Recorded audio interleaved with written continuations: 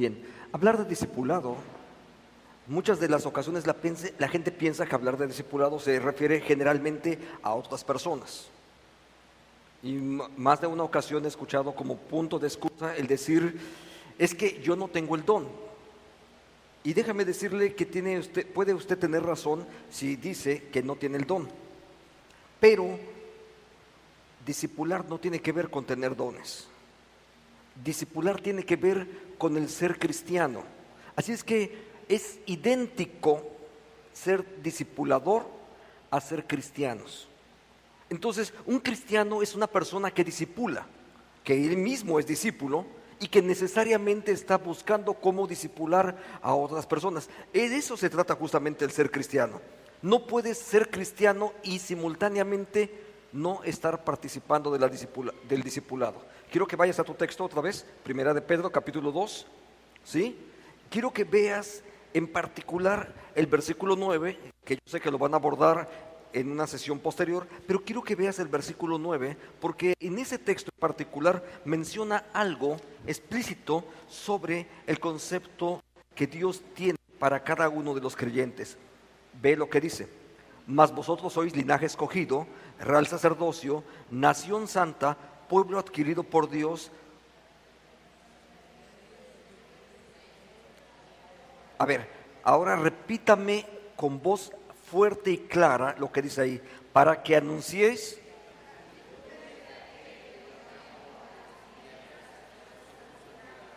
Amén. ¿Eso dice el texto? Entonces, si eres creyente en Jesucristo, si eres discípulo de Jesucristo, tu papel ineludible tiene que ver con anunciar las virtudes de aquel que nos llamó de las tinieblas a la luz. Dicho de una forma clara y simple: o predicas la palabra, o quién sabe si seas cristiano. La verdad es que no hay muchas opciones. La realidad es muy, muy concreta. Puedes decirme que no tienes el don, está bien, yo estoy de acuerdo en ello. Puede ser que tú no tengas el don. Sabes, yo no soy evangelista. Dios no me llamó a ser evangelista. Es más, ni siquiera soy misionero. Dios no me dio los dones para poder ser un misionero. Probablemente Dios me llamó más al terreno educativo, a la enseñanza, y ese es el área posiblemente ministerial donde yo me desempeño. Incluso, muy probablemente tampoco soy consejero. Sin embargo, el que yo no sea consejero, no sea evangelista, no sea misionero, etcétera, eso no me excluye para que yo tenga que cumplir un llamado primario al cual Dios ha hecho a mi propia vida y a la vida de todos los creyentes. Porque todos los creyentes fuimos llamados justamente a eso. Quiero que vayamos a un pasaje que es muy conocido, seguramente usted lo recuerda, en el Evangelio según San Mateo, pero quiero que lo recuerde brevísimamente, porque en ese texto de Mateo capítulo 4, verso 19, Mateo 4, 19, en ese texto en particular se habla acerca de un llamado que Dios hace a los primeros discípulos. Y si puedo decirlo así, en ese llamado a los primeros discípulos, Dios está realmente llamando a todos los creyentes. Dice en forma muy muy breve, usted ya lo tiene, ¿verdad? La mano, y les dijo: venid en pos de mí y os haré pescadores de hombres. ¿Sí? Venid en pos de mí, os haré pescadores de hombres. Sabe, en ese llamado, realmente no está llamando Jesús solamente a los 12, sino es un llamado que hace justamente para formar parte de su pueblo. Y el concepto es muy, muy simple: venid en pos de mí, número 1. Entonces, primer paso, tienes que estar cerca de Jesucristo. Número 2, hay una razón por la cual Dios te llamó. Simplemente empieza a generar la correlación. Aquí dice ser pescadores de hombres. Es lo que dice Mateo. En el texto que acabamos de leer de Pedro dice: para que tú seas proclamador de la palabra del Evangelio. ¿Sí? ¿Se acuerda? Para que anunciemos las virtudes. Son asuntos que están perfectamente relacionados, no son distintos. Ahora, no te está preguntando si eres misionero. Jesús no le dijo si eras misionero a sus discípulos. Es más, él sabía que no eran misioneros. ¿A qué se dedicaban aquellos hombres? A pescar, ¿cierto? ¿Sí? Se dedicaban a eso. ¿Eran misioneros? No. ¿Eran evangelistas? ¿Eran personas egresadas de una escuela de teología? No. ¿Sabe dónde están todos los recursos para que una iglesia funcione adecuadamente y se convierta en una iglesia fructífera? ¿Saben dónde están? ¿Saben dónde? A ver, voltea a su alrededor. ¿Sí? Ahí están todos los recursos.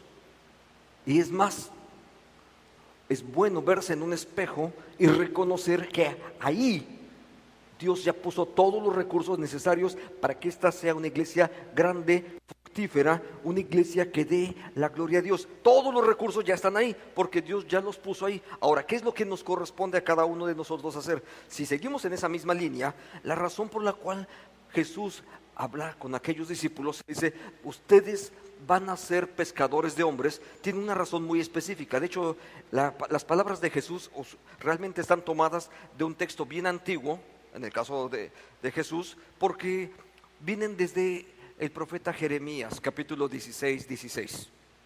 En los postreros tiempos, cuando se hace fin, cuando viene ese momento final y donde Dios está intentando ahora de llevar a cabo todo un proyecto. ¿Cuál es el proyecto? Reunir nuevamente de entre todos los rincones a su pueblo. Un pueblo que había estado perdido por el pecado, que quedó disperso por muchos lugares distintos. ¿Sabe qué es lo que va a hacer Dios? Jeremías 16 dice, Dios va a enviar cazadores y pescadores de hombres. ¿Sabe? Y eso es justamente lo que Dios hace con cada uno de nosotros. Entonces la tarea de la misión tiene que ver con que cada uno de nosotros nos encontramos cumpliendo esa encomienda escatológica de parte de Dios. Dios, al final de los tiempos, ese es el proyecto, restaurar todas las cosas. El apóstol Pablo lo va a decir de una forma distinta, de reunir todas las cosas bajo la cabeza, la cual es Cristo, hasta que todo, si quiero citar a Juan, para que todo hombre y toda autoridad, todo dominio, toda potestad se rindan ante el Señor. ¿Sabe? Hay muchas formas de decirlo distintas. Sin embargo, el proyecto de Dios solamente es uno. Se trata de que todos formemos parte del pueblo de Dios. ¿Por qué cree que estoy aquí parado en medio? Ya sé que para predicar, pero ¿sabe? Yo podría haber estado allá en aquel lugar, pero el discipulado requiere cercanía. El discipulado requiere que estés cerca de la gente. Más que tratar de llevarlos a tu escenario, en lugar de ir a tu escenario, se trata de que tú vayas al escenario de ellos. Eso es lo que hacen todos los misioneros. No se quedan haciendo misión desde su país de origen. Lo que hicieron fue dejar su país de origen y venir hasta donde estábamos nosotros. ¿Qué es lo que ocurre? Lo sabes porque lo has leído muchas veces en los evangelios. Se quedó Jesús allá en la sinagoga de Galilea predicando el evangelio desde ahí. No se quedó ahí. Desarrolló un trabajo en Capernaum, desarrolló un trabajo después hacia Galilea, ¿sí? Toda la periferia, empezó a ir a distintas ciudades. ¿Y qué fue lo que ocurrió? Incluso en el momento en que iba de tránsito de un lugar a otro, ahí encontró oportunidad para encontrar a personas que necesitaban del evangelio y a ellas comunicarles las buenas nuevas. De hecho, una de las formas de hablar de la gran comisión es: mientras estás por el mundo, no importa en dónde estás, no es incluso ni siquiera es necesario que vayas a algún determinado lugar, donde estás, en el lugar donde Dios te puso. ¿Cuántos de aquí trabajan en una empresa? Gracias. ¿Cuántos son comerciantes? ¿Algunos de ustedes trabajan en el sector social o de salud? Gracias. Déjeme decirle algo. Dios no va a enviar ningún misionero para que haga la obra que ya Dios le puso a usted para hacerlo. Dios no va a enviar más misioneros porque ya te envió a ti. No va a enviar a nadie más, créeme, no va a enviar a nadie más. Puedes contratar a alguien que haga lo que tú no estás haciendo, pero Dios para eso te puso ahí. En la oficina donde tú trabajas, tú eres la persona adecuada para compartirle el evangelio a las personas que están a tu lado. Tú eres la persona adecuada para ello. No va a enviar Dios a ninguna otra persona. en la escuela donde tú estás laborando, ahí donde estás laborando, eres la persona que Dios puso para ese lugar. En el hospital donde tú laboras, nadie va a ir a hacer el trabajo que Dios ya te puso a ti. Con tus vecinos, con tu familia. Es muy frecuente que dice, pastor, vaya a visitar a mi familia. Oye, pues para eso te puso a ti. Recuerde una de las promesas importantes desde el Antiguo Testamento, porque tiene que ver con esto. Dios le dijo a Abraham, Génesis 12, 1 y 2, a través de ti bendeciré a todas las familias de la tierra. Es decir, Abraham, esa es tu chamba, no voy a enviar a nadie más. Tú eres el instrumento que Dios puso para que esas familias sean bendecidas. No voy a enviar a nadie más. Ese es tu trabajo. Tú fuiste puesto para eso. Entonces, esa es una parte donde nosotros tenemos que entender cuáles son los propósitos de Dios para nuestra propia vida. Ahora, vamos a regresar a nuestro texto en Primera de Pedro y vamos a leer brevemente un par de ideas que están ahí en este texto específicamente y que nos hablan justo acerca de cómo Dios lo va a hacer. El primer texto, acercándonos a él, verso 4. Acercándonos a él. Déjeme ser enfático en esta frase. Segunda de Pedro, capítulo 2, verso 4. Un discipulador, lo primero que requiere, antes que ninguna otra cosa, es tener comunión con Dios. ¿Sabe? Eso es lo primero que requerimos. Todos los encuentros con Dios son los que nos transforman. Déjeme aclarar algo. Si has tenido un encuentro con Dios, necesariamente ha transformado tu vida. Necesariamente. Moisés tuvo un encuentro con Dios y su vida fue transformada. Abraham tuvo un encuentro con Dios, su vida fue transformada. El apóstol Pablo tuvo un encuentro con Dios, su vida fue transformada. Ese es un paradigma que va a estar presente a lo largo de todas las escrituras. Si tú tienes un encuentro con Dios, tu vida necesariamente tiene que ser transformada. ¿Sí? Lo podemos ver en muchos textos a lo largo de toda la Biblia. Si tú viste un encuentro con Dios, necesariamente tu vida es transformada. ¿Por qué hablo del encuentro con Dios? Porque estoy hablando de entrar a ese espacio de lo sagrado. En ese espacio de lo sagrado, tu vida tiene que ser transformada. No puedes estar en presencia de Dios y salir como si nada hubiese ocurrido. Encuentro con Dios no es igual a religiosidad. No es igual a rito. Tú puedes pensar en hacer tal o cual cosa, olvídate de los ritos. Los ritos sirven básicamente para nada o para generar más carga en la vida de las iglesias, porque de pronto se convierten en algo opresivo, porque te demuestran que no eres capaz de poder cumplir con todo eso. Al final de cuentas eso va a ocurrir. Mira, la verdad es que casi nada de lo que ocurre en las iglesias tiene que ver con la idea de ser obligatorio. Tú no puedes orar por obligación. No puedes servir por obligación. No puedes alabar a Dios por obligación. Si fuimos salvos por gracia, entonces diezmamos porque somos agradecidos con Dios. Servimos porque damos gracias a Dios a través de ello. Compartimos el Evangelio porque reconocemos la gracia de Dios que ha venido sobre mí y que ahora quiero que esté presente también en otras personas. Entonces, todo esto tiene que ver con nuestro propio encuentro para con Dios, donde el acercarnos a Él como piedra viva es algo indispensable para nosotros. Entonces, esa parte es importantísima porque cada uno de nosotros necesitamos tener un encuentro personal con Él. Ahora, en ese encuentro personal con Dios hay algo que es una pauta para con cada uno de los discípulos. Hace un momento mencioné a varios de las personas que tuvieron un encuentro con Dios. Y déjeme recordar solamente de forma breve qué ocurre en ese encuentro para con Dios. Terminó Pablo, ¿verdad? Fue el último que mencioné. Hechos capítulo 9. Cuando Pablo se encuentra con Jesús, ¿cuál es su primera respuesta? Señor, ¿qué quieres que yo haga? ¿Sí?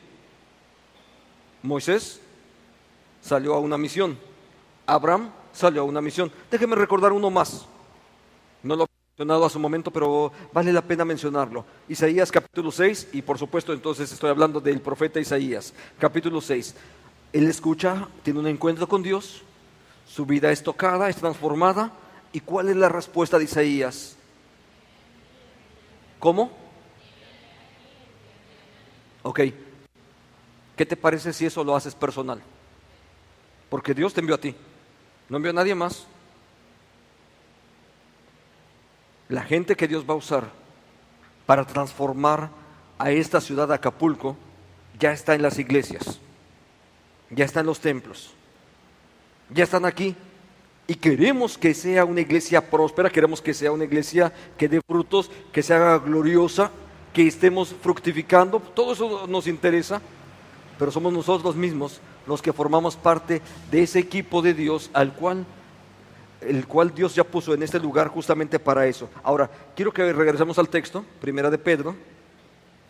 Vosotros pues, vosotros también, verso 5, vosotros también como piedras vivas, sed edificados.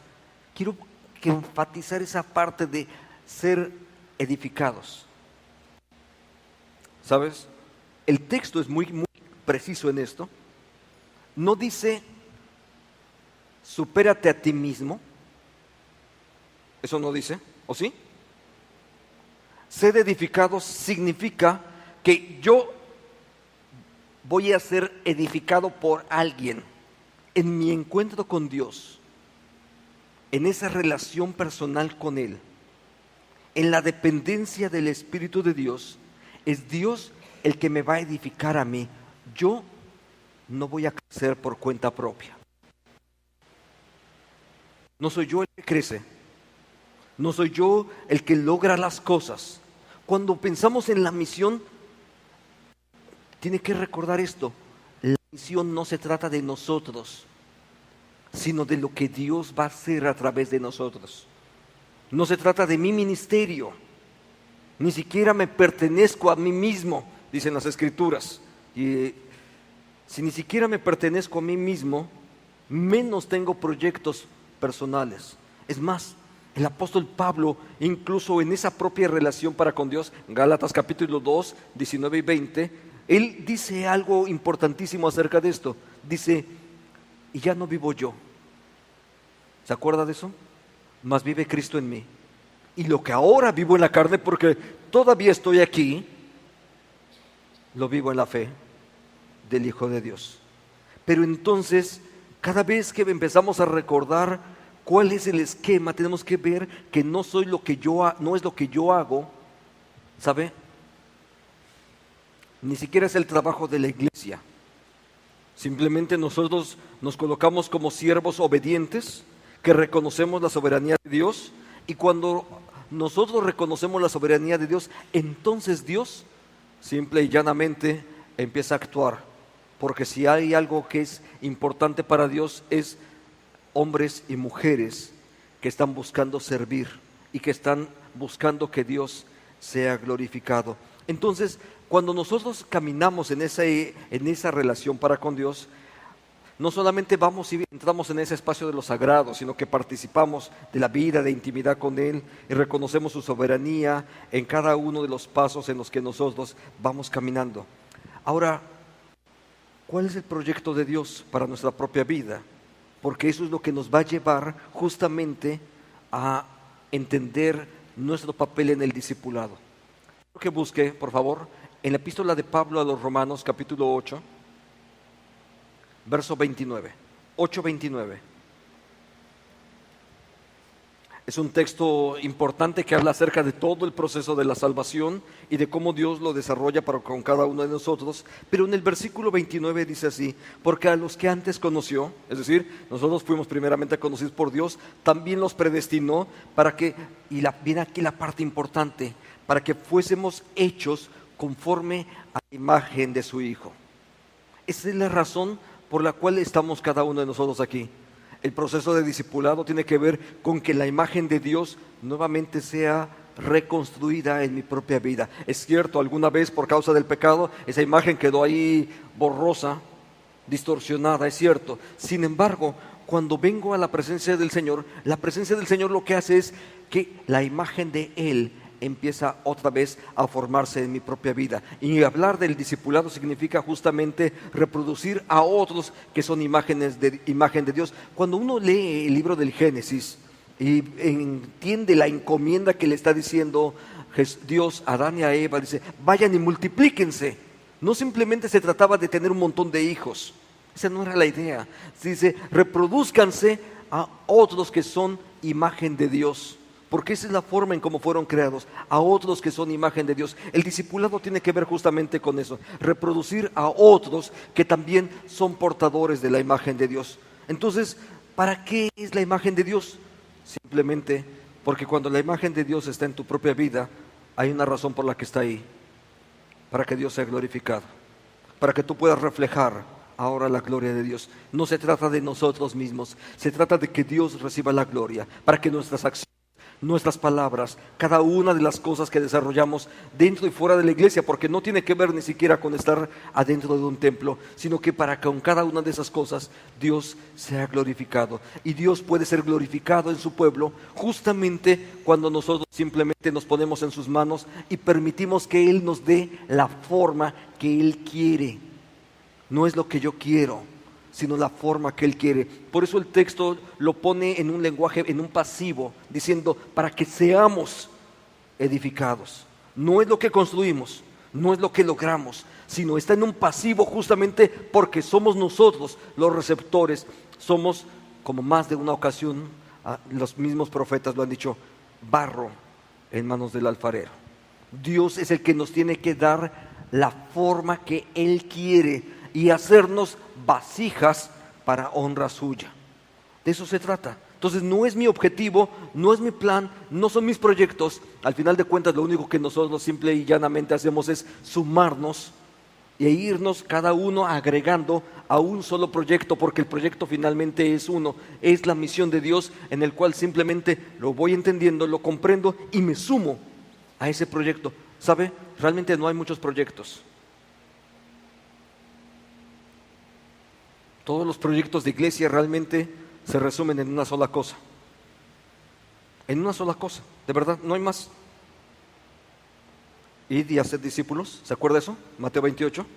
Id y haced discípulos, enseñándoles que guarden todas las cosas. ¿Se da cuenta? No importa en qué iglesia estemos, solamente hay una tarea: id y hacer discípulos. No te preguntó si eres cantante, pues haz discípulos. Es que yo soy maestro, pues haz discípulos. Es que soy predicador, haz discípulos. Donde estés, haz discípulos, porque ahora no son discípulos tuyos, por supuesto, son discípulos de Jesucristo. Lo importante realmente aquí no es que seamos miembros de una iglesia, sino que seamos discípulos de Jesucristo. Ese es el punto importante, cuando somos discípulos de Jesucristo, porque el objetivo es ese. Ahora, hay una parte más que está en el mismo texto, que todavía agrega algo más, dice, empieza a decir un poquito más, dice, sacerdotes santos. Antes de eso dice, edificados como casa espiritual. ¿Sabe? Me recuerda esta idea de edificados como casa espiritual. Uno de los propósitos por los cuales el Espíritu de Dios vino a mi propia vida y a la vida de todos los creyentes, por supuesto. Cuando somos inhabitados por la presencia del Espíritu, el Espíritu de Dios viene para estar en mi propia vida, y viene a mi propia vida para conducirme hacia la verdad. ¿Se acuerda aquel texto clásico del Evangelio de Juan, Jesús y la samaritana? ¿Se acuerda esa historia? Uno de los diálogos, le dice Jesús: Dios busca adoradores que le adoren en espíritu y en verdad. Pero adorar en espíritu y en verdad significa ser partícipes finalmente del mismo proyecto del reino de Dios. No hay otro. No se trata del estilo de alabanza, no se trata del estilo de la música, ni siquiera tiene que ver si levantamos o no las manos, o si aplaudimos, y algo mejor algunos de nosotros, por lo menos yo, soy incapaz de cantar y aplaudir. No puedo. La cuestión de la coordinación no se me da. Eso no impide que yo adore en espíritu y en verdad, porque no se trata de entrar en un estado místico, sino en algo específico de servicio donde Dios es glorificado. Mi adoración es muy simple, muy concreta. Más adelante el texto va a decir sacrificios espirituales, y de pronto esos sacrificios espirituales suena un tanto etéreo, así como que dice, ¿eso por dónde se maneja? Pero sacrificios espirituales es algo muy sencillo. Número 1, producto de la presencia del Espíritu de Dios en tu propia vida. Y cuando el Espíritu de Dios está en tu propia vida, llevándola, empujándola, siendo impelidos, como dice el apóstol Pablo, siendo empujados por la presencia del Espíritu de Dios, cuando eso ocurre, necesariamente vas a estar en línea con el proyecto de Dios. ¿Por qué? Porque si el Espíritu de Dios es uno y Dios es uno, no hay forma de que el Espíritu de Dios te conduzca por un camino distinto. Necesariamente te va a llevar en ese solo proyecto de Dios, que tiene que ver con hacer discípulos, con darle la gloria a Dios, con que la presencia de Cristo sea conocido en todo el planeta. Eso tiene que ver con un solo proyecto. No hay más proyectos. El Espíritu de Dios solamente es uno y solamente te puede llevar a un solo lugar. De pronto escucho frases que dicen, es que el Espíritu de Dios me dijo. Olvídate de lo que el Espíritu de Dios te dijo, porque el Espíritu de Dios solamente es uno y solamente tiene un solo camino: conducirnos hacia la adoración verdadera, conducirnos hacia la gloria de Él, conducirnos hacia el trabajo que fructifique, que dé gloria a Dios. Jesús contó una historia fabulosa, Juan capítulo 15. Se trata de algo simple: dar frutos para la gloria de Dios. Pero más allá adelante, incluso Romanos capítulo 12 habla también acerca de las ofrendas y de sacrificios espirituales, y quizás podemos hilar estas mismas ideas, y tiene que ver con un solo proyecto, porque al final de cuentas la ofrenda, los sacrificios espirituales son cuando tú mismo te colocas y pones tu vida en ofrenda, en oblación delante de Dios, y le dices: Dios, aquí está mi vida, tómala y haz con ella como tú quieras. Porque eso es lo que Jesús nos enseñó. Justamente eso nos enseñó Jesús. A su momento estaba escuchando parte de los diálogos previos, y una de las cosas que Jesús enseñó fue a decir: Señor, no lo que yo quiero, sino lo que tú quieres. Y lo que Dios quiere de nuestras vidas, ya lo sabemos. Lo que Dios quiere de nuestras vidas son vidas que estén bajo su autoridad, vidas que le glorifiquen y que rindan frutos de justicia. Ese es el proyecto de Dios. No es muy distinto, no es muy diferente de lo que Dios quiere de cada uno de nosotros. ¿Sabe? La verdad es que todos esos proyectos están al alcance de nuestras manos. Entonces, permitamos que sea Dios quien edifique nuestras vidas. No es nuestro esfuerzo. La primera parte que tenemos que reconocer es que no es lo que yo voy a lograr, porque no es mi proyecto. Yo soy el que me sumo al proyecto de Dios. Los pasos previos al discipulado implican entonces acercarme, tener intimidad con Dios, conocer su palabra, depender de su espíritu. La misión no la hago con mis propios esfuerzos, sino tengo que depender del proyecto y de la guía del Espíritu de Dios. Pero sin duda una vida de servicio, agradecido y en amor, será una bendición para todos los que hoy estamos aquí, y que Dios nos ha llamado ya a que seamos parte de ese equipo de discipuladores en esta ciudad. Oremos y pidamos que sea Dios el que usa así nuestra vida. Padre, gracias por tu bendición, gracias por tu cuidado, Señor. Gracias porque eres tú quien logra todas las cosas. Tú nos llamaste, Señor, de las tinieblas a la luz, y tú nos pusiste aquí, Señor, en esta ciudad, partícipes de esta iglesia, Señor, para que tu nombre sea glorificado. Bendecimos, Señor, el nombre tuyo por ello, porque viste estos vasos sencillos, humildes, y decidiste usarlos para tu gloria. Ahora, Señor nuestro, permite simplemente que seamos edificados por ti. Sea tu presencia espiritual, Señor, la que llene nuestras vidas, que nos dé la forma que tú quieras, y permítenos simplemente ahora ser obedientes al llamado tuyo. Y como muchos siervos lo han hecho antes que nosotros, permítenos repetir las palabras de Isaías: Señor, heme aquí, envíame a mí. O como tu siervo Pablo dijo: Señor, ¿qué quieres que yo haga? Que tu nombre sea bendecido en nuestra vida. En Cristo oramos. Amén. Amén. Gracias.